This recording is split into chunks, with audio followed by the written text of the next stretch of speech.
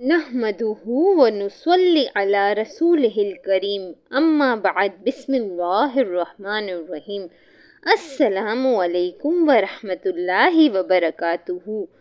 محترم بھائیوں اور بہنوں، آپ کے جو بھی مقاصد ہیں اسے سنا جاتا ہے، آپ کی پریشانی کسی کے اوپر بھی آ سکتی ہے، تو لہٰذا ان پریشانیوں اور مشکلاتوں کا حل صرف ایک ہی چیز میں ہے، اور وہ ہے اللہ کا ذکر۔ جو لوگ اللہ کے ذکر میں مشغول ہو جاتے ہیں، یقین کریں وہ اپنی زندگی میں خوشیاں پا لیتے ہیں، لیکن اللہ کو پانے کا، اللہ کا ذکر کرنے کا بھی ایک طریقہ کار ہوتا ہے۔ ایسا عمل کیا جائے جس سے اللہ رب العزت راضی ہو جائے۔ بے شک آپ کا کوئی بھی مسئلہ ہو، مدد کا تو کوئی بھی ذریعہ بن سکتا ہے، لیکن آپ کسی شخص سے بھی مدد مانگ سکتے ہیں، لیکن اصل مدد اللہ رب العزت سے ہی مانگنی چاہیے۔ بے شک ہر مشکل حال میں وہی مدد کر سکتا ہے، لیکن چونکہ اللہ رب العزت نے کسی نہ کسی کو ذریعہ بنایا ہوا ہے، کسی انسان کو بنایا ہے، ذریعہ تو کوئی بھی بن سکتا ہے، لیکن اگر پھر بھی ان سے مدد نہیں مل رہی 3 بار کہنے کے باوجود، تو پھر آپ اللہ کے آگے رجوع کریں اور اللہ سے رو رو کر گر گرا کر مدد مانگے۔ آج ایسا ہی ایک منفرد وظیفہ بتاؤں گی۔ پیارے دوستو، اگر آپ سچے اور پکے ایمان کے ساتھ مانگتے ہیں تو میں آپ کو گارنٹی دیتی ہوں آپ کی ہر مدد ہو جائے گی، کیونکہ یہ ایسا کلام ہے جسے نبیوں نے مانگا ہے، جسے نبیوں نے پڑھا ہے اور ان کی مدد ہوئی ہے۔ سوچنے کی بات ہے کہ آپ ہمارے بتائے گئے وظیفے پہ اگر عمل کرتے ہیں تو فائدہ آپ کو یقینی ہے۔ وہ کلام کیا ہے آپ کے سامنے پیش کرتی ہوں، اور اس کلام کو آیت کریمہ کہا جاتا ہے، اور دوسرا حضرت یونس علیہ السلام کی دعا کہا جاتا ہے۔ اب حضرت یونس علیہ السلام کی دعا کیوں کہا جاتا ہے؟ جب حضرت یونس علیہ السلام مچھلی کے پیٹ میں تھے، 40 دن وہ مچھلی کے پیٹ میں زندہ رہے۔ یہ اللہ کی قدرت ہے، اللہ کی شان ہے۔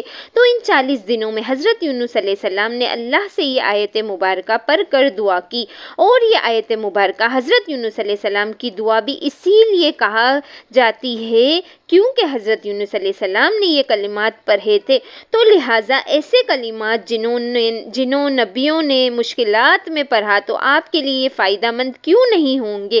بات یہ ہے کہ ہم چیزوں پر عمل نہیں کرتے ہیں، جو ہمیں بتایا جاتا ہے اس پر عمل نہیں کرتے، ہم اللہ کے آگے جھکنے کی کوشش ہی نہیں کرتے، ہم اللہ سے مانگنے کی کوشش نہیں کرتے۔ اللہ رب العزت اپنے بندے سے اتنا پیار کرتا ہے کہ وہ تو خود فرماتا ہے مجھ سے مانگو، اگر تیری کوئی رضا ہے، کوئی حاجت ہے، مجھ سے مانگ۔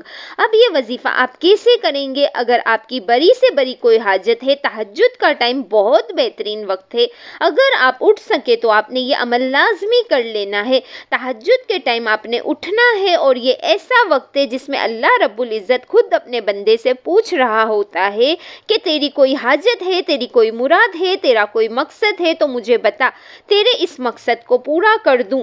تو اسے آپ اندازہ لگا لیں یہ وقت کتنا اہم ہے۔ اللہ اس وقت اپنے بندے کے بہت زیادہ قریب ہوتا ہے، بہت زیادہ، جسے لفظوں میں بیان نہیں کر سکتے۔ تو جب اس وقت میں ہم اللہ سے مدد مانگیں گے، اور وہ بھی ایسے کلمات پڑھ کر جسے نبیوں نے پڑھا ہے، تو آپ اندازہ لگا لو یہ کتنے بڑے کلمات ہوں گے، کتنا بڑا فائدہ مند ہوگا۔ آپ نے تہجد میں اٹھ جانا ہے، اور چاہیں تو آپ تہجد کی نماز بھی ادا کر لیں، کم از کم 2 رکعت نماز تہجد کی ادا کر لیں، اور یہ یاد رہے کہ حضور نبی کریم صلی اللہ علیہ وآلہ وسلم کی فرض نماز کے بعد سب سے محبوب ترین نماز تہجد تھی۔ نماز کا تو اندازہ آپ لگا لو کہ یہ کوئی چھوٹا عمل نہیں ہے۔ اگر آپ تہجد کے لیے اٹھے ہیں تو تہجد کی نماز بھی پڑھ لیں۔ تہجد کی نماز پڑھی، پھر آپ نے 3 بار درود پاک پڑھنا ہے، پھر آپ نے لا الہ الا انت سبحانک انی کنت من الظالمین یعنی آیت کریمہ، اس کو آپ نے 10 بار پڑھنا ہے، اور پھر آخر میں 3 بار درود پاک پڑھنا ہے۔ یاد رہے جو آپ 10 بار آیت کریمہ پڑھیں گے وہ سجدے میں جا کر پڑھنا ہے۔ دوبارہ سے دہراتی چلوں، 3 بار تو آپ نے شروع میں درود پاک پڑھا، اور 10 بار آپ آیت کریمہ پڑھیں گے وہ سجدے میں جا کر پڑھیں گے، اور آخر میں پھر 3 بار درود پاک پڑھ لیں گے، اور دعا کے لیے ہاتھ کھڑے کریں گے۔ اپنی بڑی سے بڑی حاجت کو اللہ کے سامنے رکھیں گے تو انشاءاللہ فائدہ یقینی ہے۔ محترم دوستو، حضرت نعمان بن بشیر رضی اللہ تعالیٰ عنہ کہتے ہیں کہ میں نے رسول اللہ صلی اللہ علیہ وآلہ وسلم سے سنا، آپ یہ حدیث بیان فرماتے تھے، آپ نے فرمایا اور ان حلال و حرام کے درمیان کچھ شعبے والی چیزیں ہیں جنہیں اکثر لوگ نہیں جانتے، تو جو شبہات سے بچ گیا اس نے اپنی عزت اور اپنے دین کو محفوظ کر لیا، اور جو شعبے والی چیزوں میں جا پڑا وہ حرام میں داخل ہوا۔ بار درود پاک پڑھ لیں گے اور دعا کے لیے ہاتھ کھڑے کریں گے، اپنی بڑی سے بڑی حاجت کو اللہ کے سامنے رکھیں گے تو انشاءاللہ فائدہ یقینی ہے۔